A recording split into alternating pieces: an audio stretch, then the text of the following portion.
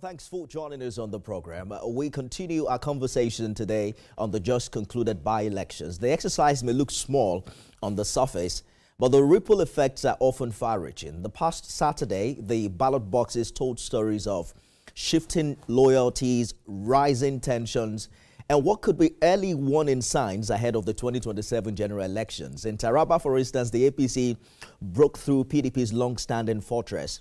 And in Anambra, accusations of violence and political invasion are raising alarms. Tonight and beyond the headlines, we unpack what these results mean, both locally and nationally in both states. Let's begin in Taraba, where the APC is now celebrating what it calls a landmark win in Karim 1 constituency, a territory that has historically been PDP's stronghold.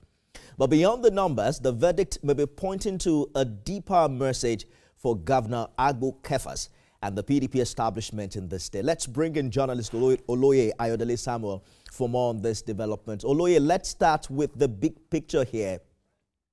How significant would you say this victory for the APC in Karim 1 is, considering that Taraba has long been a PDP-dominated state?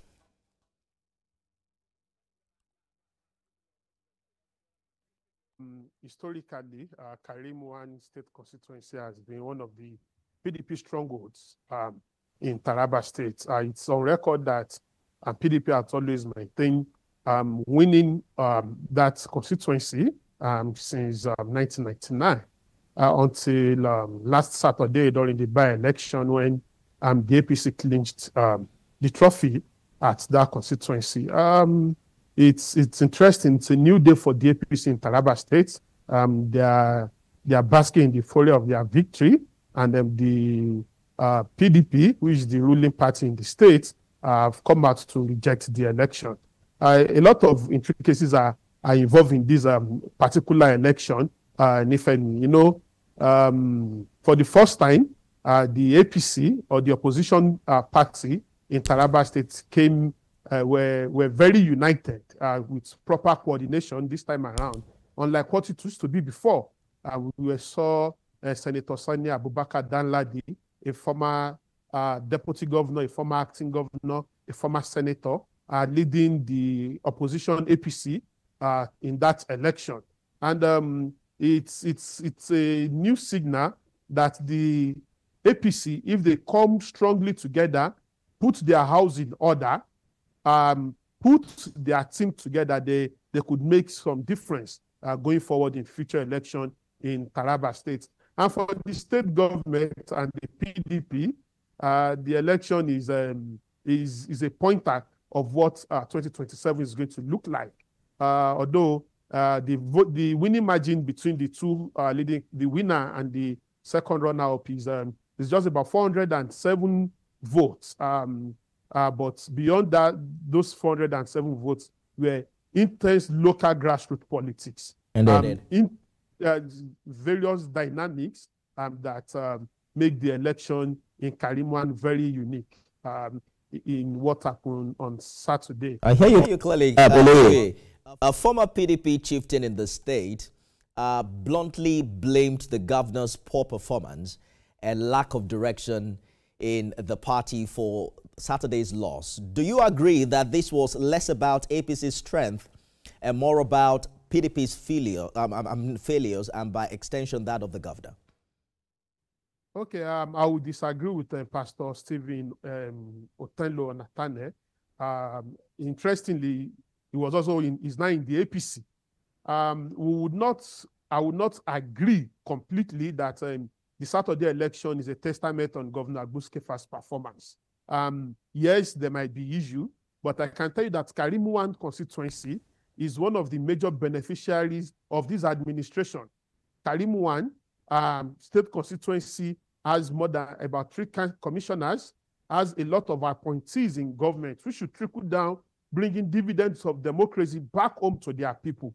So it's not a testament of Governor Agbo Kefas' performance directly, but of intense local politics that happened. There are a lot of factors played up the victory of APC in Kari. But you will agree that just merely having appointees from a region doesn't necessarily translate into performance. With just about 2 years now into office, how do you think the governor's performance is being perceived in the state, especially in terms of infrastructure, security, and governance delivery, in such a way that doesn't resonate with the position of the PDP chieftain? Thank you, Nifemi. In terms of security, Taraba State has been relatively peaceful, and a lot of accommodations have been going for Governor Abukefa's performance in the area of security, while a lot of people have also expected the governor to speed up in the area of infrastructure, because there's a very wide gap on infrastructure in the state.